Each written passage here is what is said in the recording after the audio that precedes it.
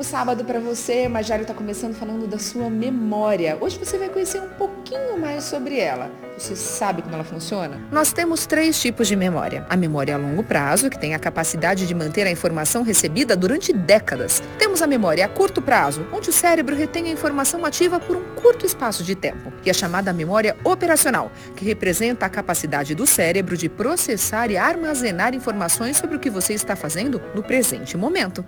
Eu já até esqueci o que eu ia perguntar. Mentira! André, como que funciona a nossa memória? Nós temos várias memórias dentro do nosso cérebro. E a memória de trabalho, que é a memória ali do momento, ela funciona primeiro com a nossa atenção. A atenção é a porta da memória. Se eu tenho atenção, se eu tenho emoção, eu consigo memorizar aquilo que eu estou fazendo. É difícil, porque com tanta coisa que a gente tem para fazer, porque a gente nunca faz uma atividade só. A gente deveria fazer. Foco total, mas a gente não faz. Então a gente está trabalhando, está pensando no filho, está pensando no que vai fazer para o jantar, ou os compromissos que tem, e isso a memória vai indo pelo ralo. Então, a gente precisa organizar o nosso pensamento para que a gente realmente foque naquilo que nós estamos fazendo. O grande erro é a gente achar que a gente consegue fazer tudo ao mesmo tempo. E isso não se pode. Então, nós precisamos realmente treinar o nosso cérebro para que ele aprenda a focar em uma coisa, mesmo com distrações, para que assim a nossa memória consiga funcionar direitinho. Isso é exercício, é todo dia. Exercício, todo dia. A gente tem que ter consciência de que o nosso cérebro está em atividade. A gente não pode só se preocupar com o nosso exercício físico, com a nossa alimentação. O cérebro também precisa ter um momento de atenção. Mulheres têm mais dificuldade de perda, têm um problema maior de perda de memória que homens? Tem, porque nós mulheres nos gabamos que conseguimos fazer tudo ao mesmo tempo. Isso é péssimo. Por quê? Porque o cérebro se acostuma com isso. Ele acostuma a fazer 3 coisas ao mesmo tempo. E quando vai chegar lá na frente, a gente vai precisar focar em alguma coisa, ele não consegue, porque nós não ensinamos ele a fazer isso. E aquelas perdas de memória do dia a dia? De, olha, eu não peguei isso aqui, tinha que guardar em algum lugar, não sei onde coloquei. Não sei onde coloquei a chave, não sei onde coloquei os óculos, não sei onde guardei. Esqueci de tirar o frango, porque quando você fica adulto, né, se você esquecer de tirar a comida do congelador, você não come. Isso é uma coisa normal do ser humano ou é esse mundo doido que a gente vive de 1000 coisas ao mesmo tempo? É normal por causa do mundo que nós estamos vivendo hoje. Mas nada relacionado à idade? Ou tem também?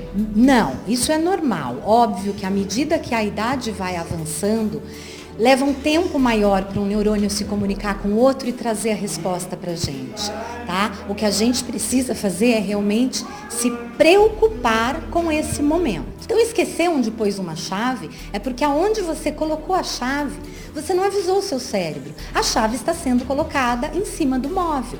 Sempre que você for sair de um ambiente, olha para esse ambiente. E aí? Preciso levar alguma coisa daqui? Não. Então eu fecho e parto para frente. Então sempre prestando atenção no momento. É essa a dica que a gente sempre dá. Treina e tira o seu cérebro da zona de conforto. Não coloca as coisas sempre no mesmo lugar. Aquela gaveta de talher da sua casa, muda a faca, o garfo e a colher de lugar.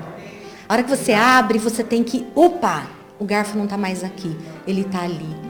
Certo? Não utiliza mesmo sempre as mesmas roupas, muda o local dos sapatos onde você guarda. Não faz o mesmo caminho para ir para o trabalho? Não faz o mesmo caminho. Não coloca sempre a chave no mesmo lugar. Ai, olha, agora eu vou colocar a chave nesse bolso aqui.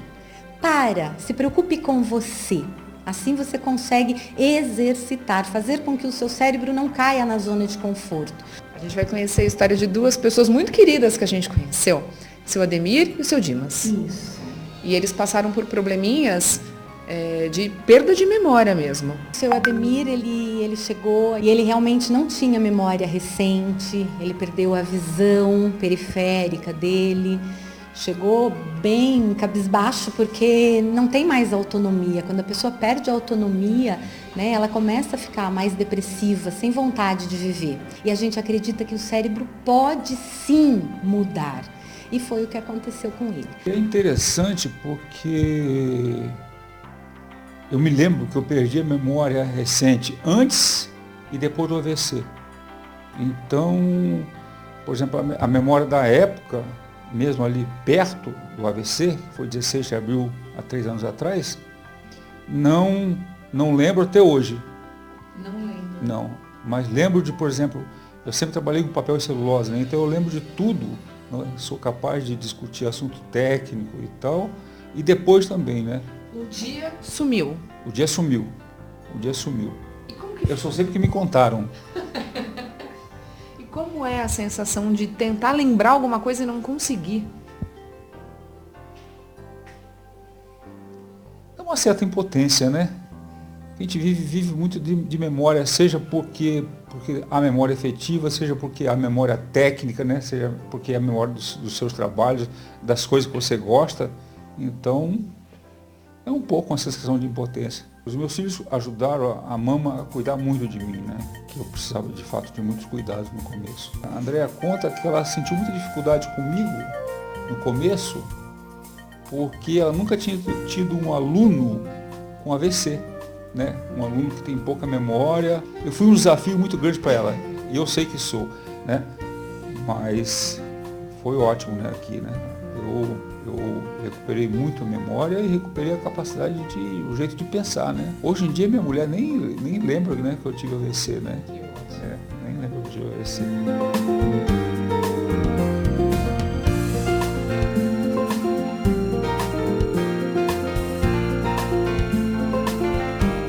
Foi feito um implante de uma válvula de porco. De vez em quando eu sinto um som dentro de mim assim. É a minha válvula cardíaca de porco. Quando foi para sair da cirurgia, é que houve um problema. Aí quando foram tentar me tirar desse estado de coma, o que acontecia é que cada vez que eu superficializava a minha consciência, eu entrava numa agitação. Vamos fazer aí uns exames cerebrais e tal. E nos dois apareciam alguns sinais de, como se fossem pequenos pontos, chamados pontos brancos, que os caras falam na neurologia. Que seriam pontinhos onde não tem neurônio, o neurônio morreu. Beleza. Beleza não fosse algumas coisas que ficaram. Algumas coisas que ficaram foram sinais, sintomas neurológicos. Por exemplo, eu perdi a capacidade de perceber lateralidade.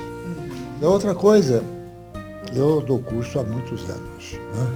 Uns 30 anos ou mais. Então o material praticamente está na minha cabeça. Mas de repente começou a falhar. Bom, mas aí eu saí procurando um monte de coisas, né? Então existe hoje em dia uma teoria de que quando você força uma dada função, o cérebro pode formar neurônios novos, né? Nesse meio de tempo comecei a trabalhar essas funções cerebrais, né? Põe o seu óculos sempre num outro lugar, mas sempre no mesmo lugar. E outra coisa, se você pôs aqui, olha, o óculos, dá uma olhada bem onde ele está com relação com o que você colocou, e aí, tomou consciência. Tome consciência. Né? Eu acho que o bom humor é essencial nessa hora. Reconhecer que a gente vai ter uns probleminhas na vida, mas tudo se encaixa. Com certeza. O trabalho do cérebro, ele não é só a memória. Ele é um todo, ele rege a nossa vida. Então a gente precisa sim estar muito preocupado como está a saúde do nosso cérebro.